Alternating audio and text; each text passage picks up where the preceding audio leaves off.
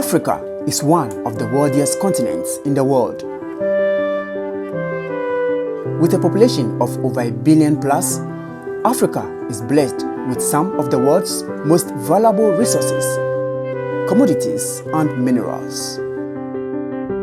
As a result of this, global superpowers like America, China, and Russia are paying lots of attention to the African continent. Who should Africa align with?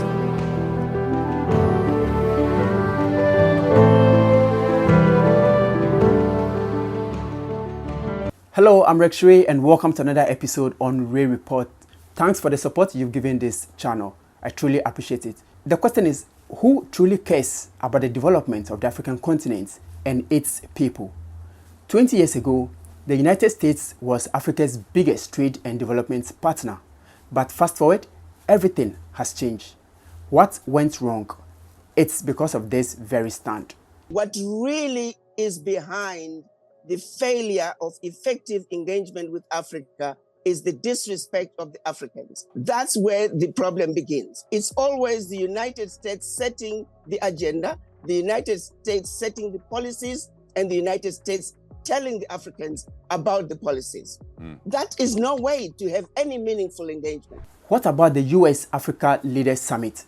Has that also brought some positive gains to the continent of Africa? There was a lot of criticism of the last summit like this under President Obama, that there was like no follow through. And what I'm hearing from you is frankly a lot of disappointment and a lot of pessimism about what may come out of this summit. Nothing is going to come out of it because it is a one-sided conversation. So the fact that it is a one-sided conversation, that is yet going to be another useless meeting with no outcomes. The reason this is happening is because there is a disrespect for the Africans. There is a general feeling that we don't need to hear from the Africans. Their opinions do not matter. President Biden would not pick up and go to meet with any other leader in the world without an agenda. That simply doesn't happen. Right. So what makes the US think that they can engage African leaders without an agenda? Clearly, you see that the United States has one strategy or ambition for the continent of Africa. This is not the development of the continent, but rather the United States is interested in the resources of the continent and not the future development of the continent and its people.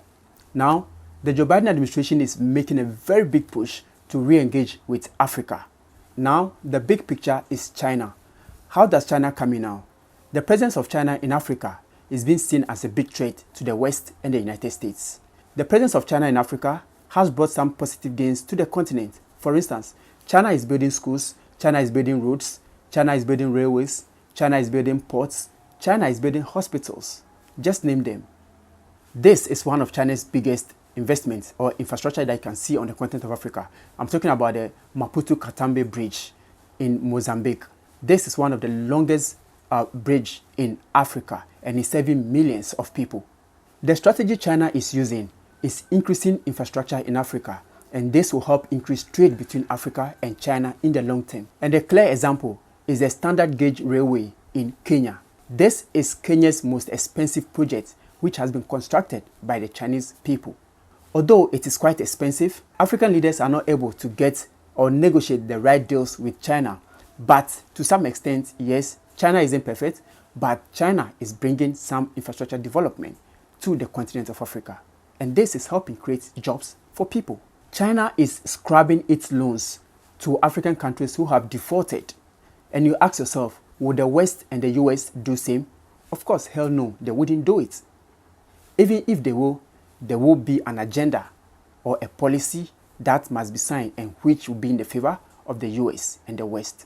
Coming out of poverty, China was one of the top 10 poorest countries some 50 years ago.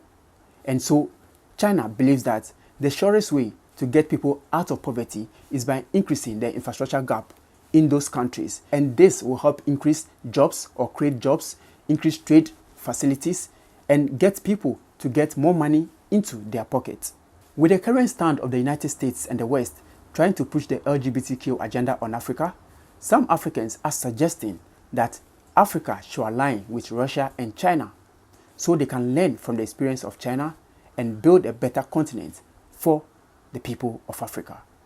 What do you think of these calls? If you are an African American, or you are an African, or someone who loves Africa, what do you make of these calls? Well, my name is Rex Ray, and this has been Ray Report. And as usual, you know what to do? Let's talk more in the comment section. And thanks for watching. See you in the next episode. Bye-bye.